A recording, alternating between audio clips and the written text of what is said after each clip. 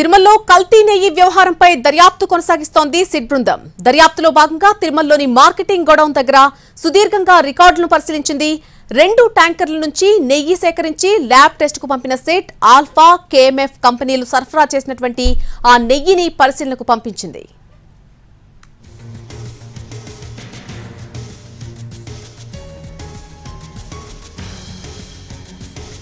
తిరుమలలో కల్తీ నెయ్యి వ్యవహారానికి సంబంధించి దర్యాప్తు కొనసాగిస్తోంది సిట్ టీం. దర్యాప్తులో భాగంగా తిరుమలలోని మార్కెటింగ్ గోడౌన్ దగ్గర సుదీర్ఘంగా రికార్డులను పరిశీలించడం జరిగింది. ఇప్పటికే అలాగే 2 ట్యాంకర్ల నుంచి కూడా నెయ్యి సేకరించి ల్యాబ్ టెస్ట్ కు పంపించింది సిట్.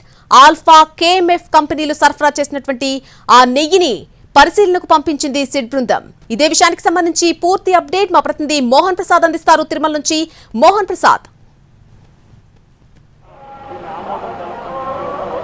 నళిని, సిట్ దర్యాప్తు 3వ రోజుకు చేరుకుంది.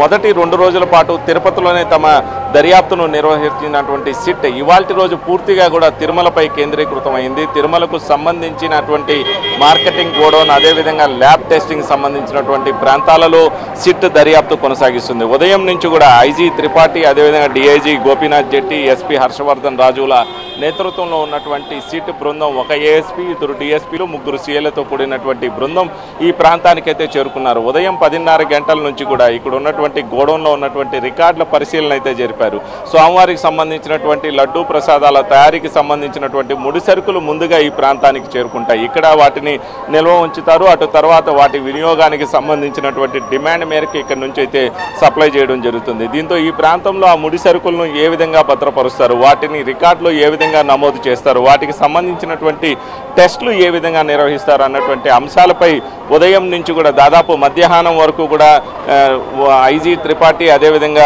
సిట్ బృందం మొత్తం కూడా పరిశీలన జరిపారు. మధ్యాహ్నం 3 గంటల నుంచి కూడా త్రిపాఠి బృందం ఇక్కడి నుంచి వెళ్ళినప్పటికీ డిఐజీ గోపీనాథ్ జెట్టి నేతృత్వంలో ఉన్నటువంటి బృందం మాత్రం ఇదే ప్రాంతంలో ఉంటే ఇక్కడ ఉన్నటువంటి రికార్డులన్నీ కూడా పూర్తి స్థాయిలో పరిశీలన జరిపేటటువంటి ప్రయత్నం అయితే చేశారు. స్వామివారి ప్రసాదాల తయారీలో వినియోగించేటటువంటి నెయ్యి ట్యాంకర్లు ఈ ప్రాంతానికి చేరుకోవడంతో ప్రస్తుతం టీటీడీ ఆహ్వానించినటువంటి టెండర్ల మేరకు రాయ్బరేలీ నుంచి వస్తున్నటువంటి ఆల్ఫా కంపెనీ, అదేవిధంగా కర్ణాటక మైసూరు నుంచి వస్తున్నటువంటి కేఎంఎఫ్ సంస్థల నెయ్యిలు అయితే ప్రస్తుతం స్వామివారి ప్రసాదాల తయారీలో వినియోగిస్తున్నారు. ఆల్ఫా కంపెనీకి 65%, కేఎంఎఫ్కు సంబంధించి 35% టెండర్ల మేరకు కూడా కేటాయింపు అయితే చేశారు. దీంతో ఆ ట్యాంకర్లు వచ్చినటువంటి నేపథ్యంలో వాటిని స్వయంగా కూడా టెస్టింగ్ సంబంధించినటువంటి ప్రక్రియ ఏ విధంగా నిర్వహిస్తారన్నటువంటి అంశాన్ని సిట్ బృందం అయితే పరిశీలన జరిపింది. 2 లారీల నుంచి కూడా శాంపుల్స్ను సేకరించారు.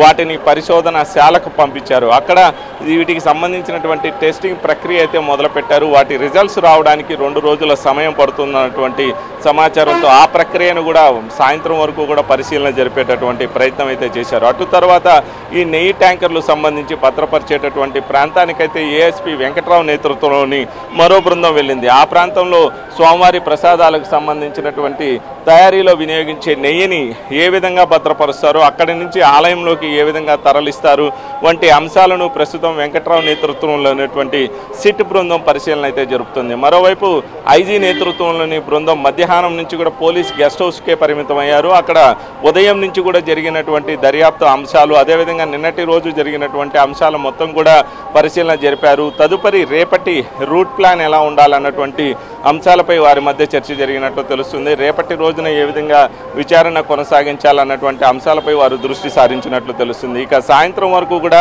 డిఐజీ గోపీనాథ్ జెట్టి నేతృత్వంలో జరిగినటువంటి విచారణకు సంబంధించినటువంటి అంశాలు, మరోవైపు మరో బృందంలో సభ్యుడైనటువంటి ఏఎస్పీ వెంకట్రావు నేతృత్వంలో జరుగుతున్నటువంటి పరిశీలన అంశాలు, ఇవన్నిటిని సంబంధించినటువంటి అంశాలన్నీ కూడా సాయంత్రం తిరుపతిలో దీనికి సంబంధించి తదుపరి సమావేశంలో వారు నిర్ణయించేటటువంటి అవకాశాలు ఉంటాయి. సాయంత్రం నుంచి కూడా తిరుపతికి చేరుకోవడానికి ఇప్పటికే 3 బృందాలు అయితే తిరుపతికి తరలి వెళ్ళాయి. మరి కాసేపట్లో ఇక్కడ గోపీనాథ్ జెట్టి సంబంధించినటువంటి బృందం, వెంకట్రావుకు సంబంధించినటువంటి బృందం, ఈ 2 బృందాలు కూడా వెళ్ళిపోయేటటువంటి అవకాశాలు ఉంటాయి. దీంతో ఇవాళ మొత్తం జరిగిన కేసు డైరీకి సంబంధించినటువంటి పూర్వాపరాలన్నీ కూడా నమోదు చేసి రేపటి రోజు ఏ విధంగా విచారణ ముందుకు తీసుకెళ్లాలన్నటువంటి అంశాలపై వారు దృష్టి సారించేటటువంటి అవకాశాలు ఉంటాయి. మరోవైపు ఇవాళ సుప్రీంకోర్టులో జరిగినటువంటి వ్యాఖ్యలు, సుప్రీంకోర్టు ఈ కేసుకు సంబంధించినటువంటి వ్యాఖ్యలు కీలకంగా మారబోతున్నాయి. లడ్డూ ప్రసాదానికి సంబంధించి కల్తీ జరిగిందా అన్నటువంటి అంశాలు, ఆధారాలు ఉన్నాయా అంటూ కూడా సుప్రీంకోర్టు ప్రశ్నించినటువంటి నేపథ్యంలో సిట్ వాటిపై